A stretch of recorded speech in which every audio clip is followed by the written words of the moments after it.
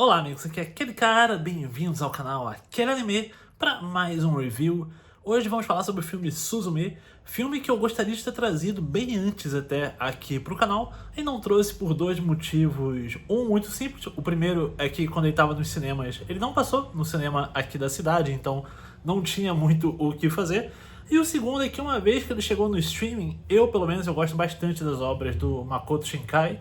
Eu já falei sobre isso anteriormente aqui no canal, mas eu acho que, especialmente se pautando em algum dos filmes mais antigos dele, às vezes você precisa de uma preparação emocional, né? Pra ver se tem que estar naquela, putz, pode ser que seja uma pedrada emocional daquelas, então tem que ver no dia certinho que você tá com disposição pra isso, pra poder apreciar e absorver bem.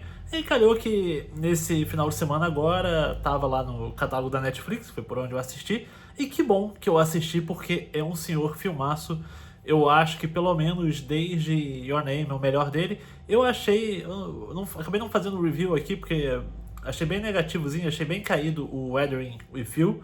Então, em alguns sentidos, é quase uma.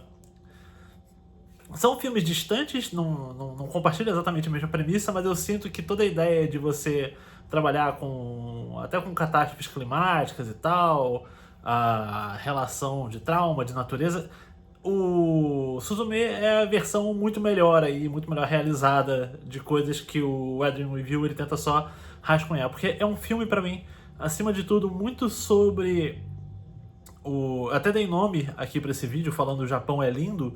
Por que o Japão é lindo pra mim e por que eu acho que isso é o cerne de tudo que acontece ao longo do filme? Você tem, como acontece, por exemplo, nos filmes bons do Godzilla, que tem toda aquela analogia com a bomba atômica e o temor por ela, mas você também conseguir se reerguer.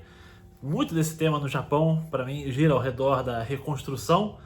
E a reconstrução ela acontece quando você lida com um trauma coletivo, no caso do Godzilla com a bomba atômica lá, ou no caso do Suzume mais com desastres naturais, você está falando de tsunamis, de terremotos, ou naturais entre aspas, porque também tem uma camada da ação humana que leva para isso, e que se relaciona justamente com você conciliar o trauma coletivo com o trauma individual também, da nossa protagonista, por exemplo, a Suzume, que dá nome ao filme, tendo crescido separado da mãe, porque não vou trazer grandes spoilers aqui, mas é uma criança que depois vai morar com a tia lá e tal, aí você vai descobrindo o que aconteceu, e aí vão rolando terremotos pela cidade, você começa a ver que ela vai conhecendo lá, conhece um jovem misterioso, logo no começo do filme isso, e aí vão trabalhando juntos para tentar conter esses terremotos pelo Japão, numa grande road trip que você vai.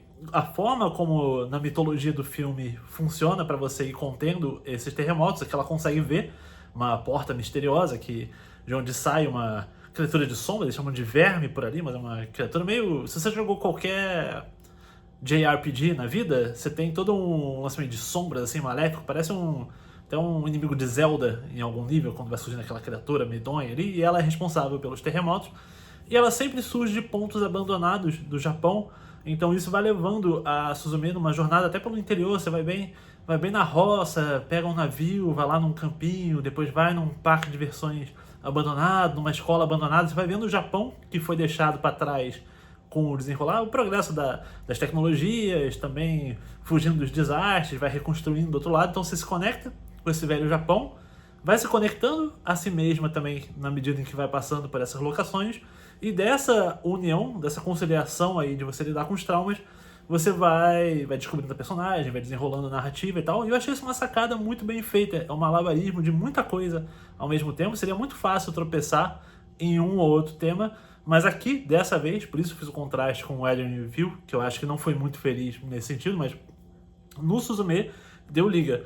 Muito porque a personagem principal, como normalmente acontece nos filmes do Makoto Shinkai, é maravilhosamente desenhada, cheia de nuances nas expressões faciais, você vê o jeito como ela lida com os outros, como ela se comporta, é muito cativante, é difícil você não gostar da Suzume. Você tem um elenco de apoio que tem um gatinho misterioso que consegue falar, e a maior loucura, e você sabe que as coisas estão funcionando bem, quando até uma cadeira falante consegue ser um bom personagem.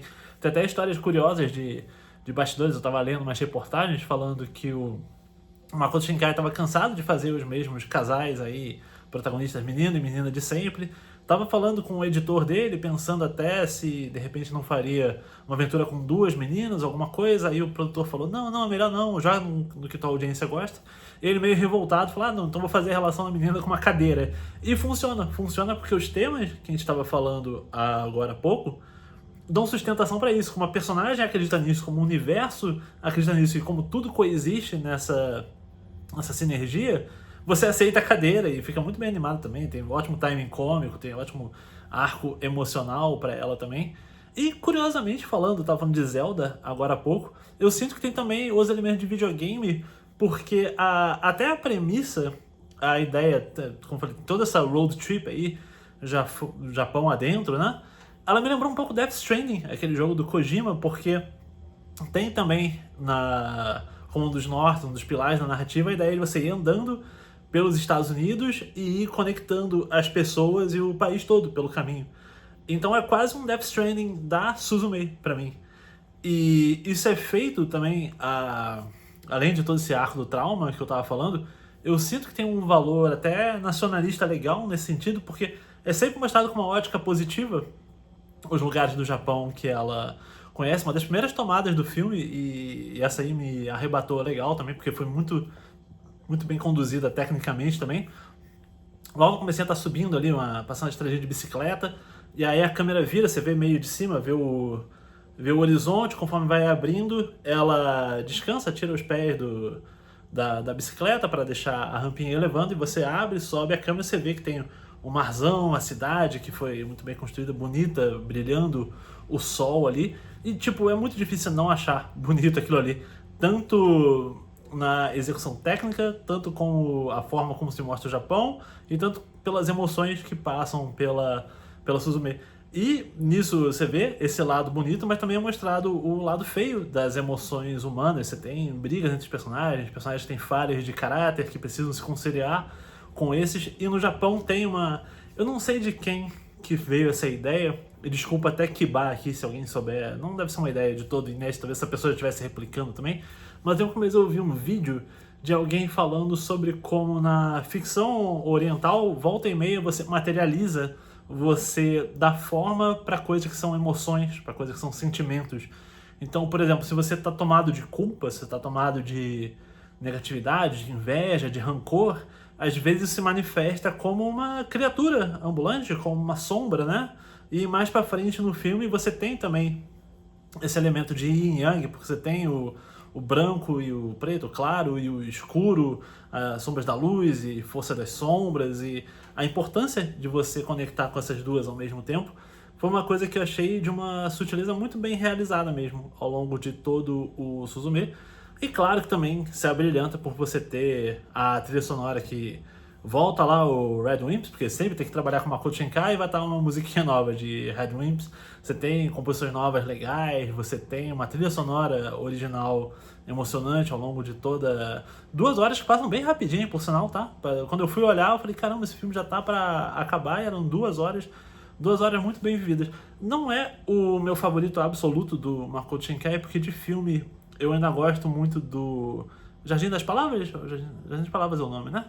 Eu gosto tanto, tem até um mangá ali, me deu um branco agora do nome, mas que é todo um romancezinho do sapateiro com a mulher mais velha que ele, meio trabalhar ao lado platônico disso. Eu acho aquele filme uma sensibilidade muito boa, muito aflorada, de longe o meu favorito do Makoto Shinkai.